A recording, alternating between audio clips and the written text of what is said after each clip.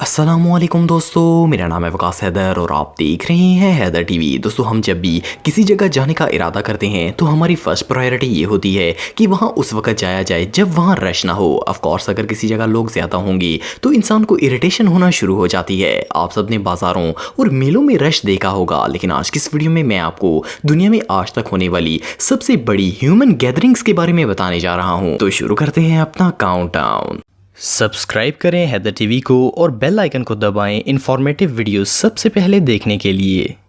Number 8, anti वार protest. दोस्तों, शायद आप में से कई लोगों ने इराक इन्वेशन वार के बारे में सुना होगा। 2003 में इराक में आर्मी ट्रूप्स ने जंग शुरू कर दी थी जिसमें 45,000 मासूम लोग मारे गए थे। इराक पर होने वाली इस हरकत पर पूरी दुनिया ने एहतजाज किया था। 15 और 16 फरवरी 2003 में दुनिया के 50 ममालिक के 650 शहरों में इराक वार के खिलाफ जुलूस निकाले गए थे, लेकिन इटली में इस जंग के खिलाफ सबसे बड़ा एहतजाज किया गया था। इटली के शहर रोम में 30 लाख लोग एक जगह इकट्ठे हुए और इस जुल्म के खिलाफ आवाज उठाई। ये रैली इतनी बड़ी थी कि जहां तक नजर जाती थी सिर्फ लोग ही लोग दिखाई देते थे। इस प्रोटेस्ट को दुनिया का सबसे बड़ा एंटी वार प्रोटेस्ट करार दिया जाता है और इसे ऑफिशियली गिनीज वर्ल्ड रिकॉर्ड में भी दर्ज किया गया है। ये एहतजाज 2 दिन तक जारी रहा था और ये एक पुरअमन एहतजाज था जिसमें किसी को भी नुकसान नहीं पहुंचा।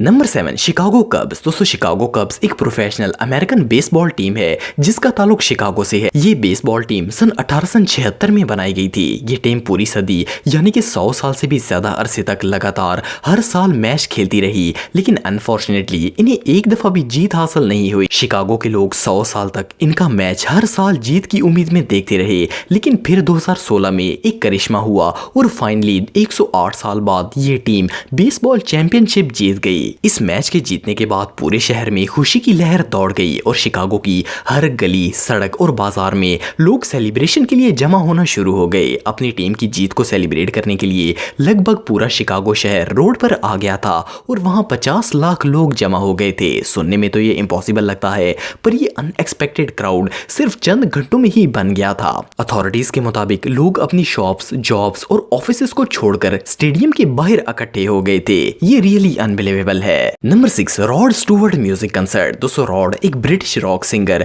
और सॉन्ग राइटर हैं। ये 1961 से सिंगिंग प्रोफेशन से वाबस्ता हैं और इन्हें 20th सेंचुरी का सबसे फेमस रॉक स्टार करार दिया जाता है। प्लस स्टूवर्ट दुनिया के वो वाहिद म्यूजिशियन हैं जिनके रिकॉर्ड सॉन्ग सबसे ज्यादा सेल किए गए हैं। 1961 से आज तक इस रॉक स्टार के 250 मिलियन से ज्यादा रिकॉर्ड सेल हो चुके हैं। हर रॉक स्टार की तरह इन्होंने भी कई लाइव म्यूजिक कंसर्ट किए हैं, लेकिन इनके एक लाइव कंसर्ट ने म्यूजिक इंडस्ट्री में हिस्ट्री बना दी। 1994 में न्यू ईयर इवनिंग में स्टूवर्ट ने ब्राजील की एक बीच पर लाइव म्यूजिक कंसर्ट किया था जिसमें 42 लाख लोगों ने शिरकत की थी। ये फ्री रॉक कंसर्ट की हिस्ट्री का सबसे बड़ा क्राउड है और इसे ऑफिशियली गिनीज वर्ल्ड रिकॉर्ड में भी दर्ज किया गया है। दुनिया में इसके बाद अनगिनत फेमस सिंगर्स आ चुके हैं, लेकिन कोई भी नया रॉक स्टार स्टूवर्ट का रिकॉर्ड नहीं तोड़ पाया। Number 5, Olympic 1996। दोस्तों, ओलंपिक गेम्स में तमाम स्पोर्ट्स और फिजिकल एक्टिविटीज शामिल होती हैं। ये गेम्स दुनिया भर में होती हैं और करोड़ों लोग इनके फैंस होते हैं। आपको जानकर हैरानगी होगी कि ओलंपिक्स में दुनिया की 200 से ज्यादा नेशंस के एथलीट्स हिस्सा लेते हैं। वैसे तो ओलंपिक गेम्स 8वीं सदी में ग्रीस के अंदर स्टार्ट हुई थी, लेकिन अब इसमें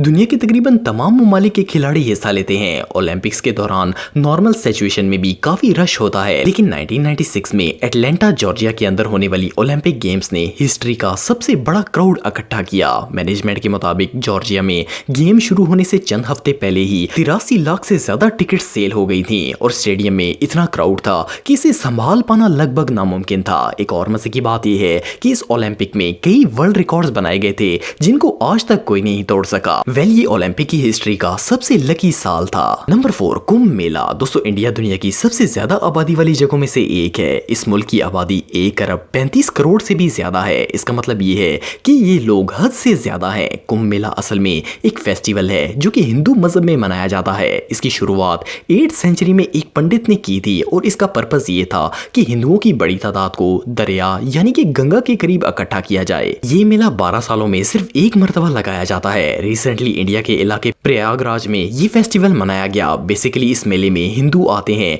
और दरिया में गोता लगाते हैं। मेरे ख्याल में ये अपने पाप वगैरह वाश करते हैं। 2019 में हिंदुओं का एक बड़ा क्राउड इस फेस्टिवल में शरीक हुआ था। आप बिलीव नहीं करेंगे कि यहाँ एक वक्त में 1 करोड़ 20 लाख लोग जमा हो गए थे। ये मेला 50 दिन तक जारी रहा था और लोग मुसलसल यहाँ आते रहे थे। वेल जो भी हो, ये क्राउड एक्सट्रीमली ह्यूज था। Number 3, Barack Obama inauguration. दोस्तों बराक ओबामा अमेरिका के 44th प्रेसिडेंट थे। ये अमेरिका की हिस्ट्री के पहले ऐसे प्रेसिडेंट थे जो कि अफ्रीकन थे। इन्होंने 2009 में इलेक्शन जीतकर हेड ऑफ स्टेट की कुर्सी संभाली थी, लेकिन 20 जनवरी 2009 में जब इन्हें प्रेसिडेंसी के लिए मुंतखब किया गया था तो हर मुल्क की तरह वहां भी एक सेरेमनी हुई थी। पूरे मुल्क से लोग अपने नए प्रेसिडेंट को वेलकम करने के लिए आए थे। इस इनॉग्रेशन के दौरान लोग इतने ज्यादा हो गए थे कि इन्हें संभालना भी मुश्किल हो गया था। अथॉरिटीज के मुताबिक व्हाइट हाउस के बाहर 18 लाख से ज्यादा लोग जमा हो गए थे। ये अमेरिका की हिस्ट्री की सबसे बड़ी मॉन्यूमेंटल गैदरिंग थी। वाशिंगटन के होमलैंड सिक्योरिटी के मुताबिक इन्होंने 8 लाख लोगों को एक्सपेक्ट किया था, लेकिन वहां लोग आ गए थे। इसके मुकाबले में अगर ट्रंप की बात करें तो अंदाजे के मुताबिक डोनाल्ड ट्रंप की इनॉग्रेशन के दौरान सिर्फ 3 लाख लोगों ने सेरेमनी में शिरकत की थी। Number 2, queen Elizabeth coronation. दोस्तों आप सब क्वीन एलिजाबेथ के बारे में तो जानते होंगे। ये पिछले 65 सालों से यूके की रानी है। ये ब्रिटिश हिस्ट्री की वाहिद ऐसी क्वीन है जिन्होंने इतने लंबे अरसे तक तख्त संभाला है। किसी भी सल्तनत की मलका के लिए क्राउड इकट्ठा होना कोई बड़ी बात नहीं है, लेकिन जब भी कोई बादशाह या मलका तख्त संभालते हैं तो इसके लिए एक सेरेमनी होती है जिसे कोरोनेशन कहा जाता है। क्वीन एलिजाबेथ ने 1953 में तख्त संभाला था। 2 जून 1953 में जब ये सेरेमनी हुई थी तो पैलेस के बाहर एक ह्यूज क्राउड इकट्ठा हो गया था। यूके की हर स्टेट से लोग अपनी क्वीन को वेलकम करने के लिए आए थे। एस्टीमेट के मुताबिक ये रश 1 करोड़ लोगों पर मुश्तमिल था। ये मूवमेंट इतना हिस्टोरिक था कि इसे उस वक्त के तमाम black and white TV channels पर 11 घंटे तक लगातार टेलीकास्ट किया गया था और 1 करोड़ लोग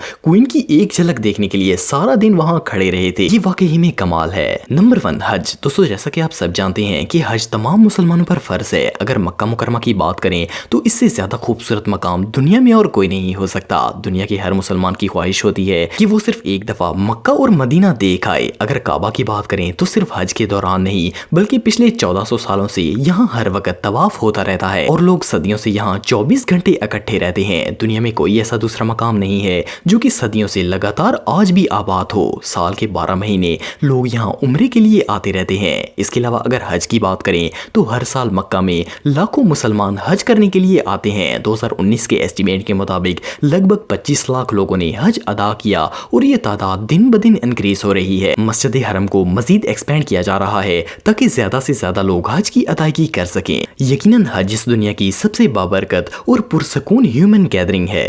दोस्तों अगर आप मेरे व्लॉगिंग चैनल को सब्सक्राइब करना चाहते हैं तो इस आइकन पर क्लिक करके सब्सक्राइब कर सकते हैं। आज के लिए इतना ही दोस्तों, नेक्स्ट वीडियो तक के लिए अल्लाह हाफिज।